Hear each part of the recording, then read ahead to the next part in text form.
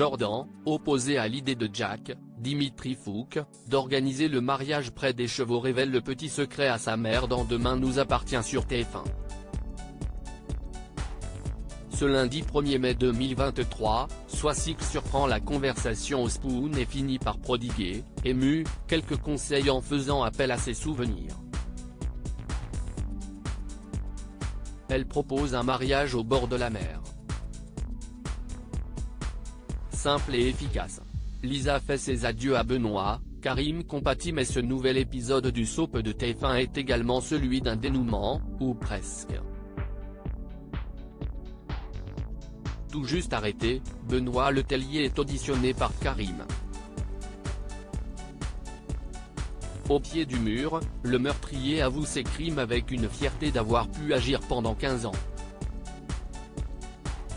Lisa, Naïma Rodrigue, sort de prison et est accueillie par Victoire et Amel, chaleureuse avec la policière. Cette dernière reçoit ensuite le soutien de son équipe, d'autant qu'elle avait raison depuis le départ. Karim décrit qu'il aurait probablement aussi séquestré Benoît Letellier dans une telle situation. Lisa confronte ensuite son ami d'enfance pour la dernière fois en tentant de lui dire des vérités, mais celui-ci regrette que la justice soit si apathique, selon lui, pour protéger les enfants. Diego lié à Stéphane dans Demain nous appartient sur TF1. Par ailleurs, l'adolescent dont on apprend le prénom plus tard, interprété par Enzo Rose, est inconscient à l'hôpital. L'adolescent mystérieux, sans papier d'identité sur lui, a été pris en charge par Aaron. Il est hors de danger malgré de nombreuses ecchymoses, mais des examens neurologiques seront effectués sur lui. Marianne explique que les examens sanguins n'ont, en tout cas, révélé aucune trace d'alcool ou de drogue.